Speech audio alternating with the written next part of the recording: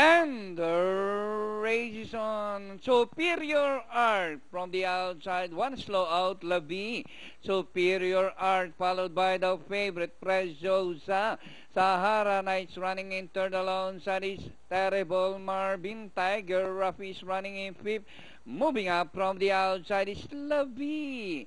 Inside the last 700, Superior Arc by about 3 lengths. Preziosa. Sahara Knights, Labi racing on the outside, taking the third spot alongside. As they race the last 500, Superior Arc is still leading by about 2 lengths, followed by Preziosa. Sahara Knights, then on the inside alongside is Labi. As they race the last 200, Superior Arc by about 2 lengths, followed by Preziosa.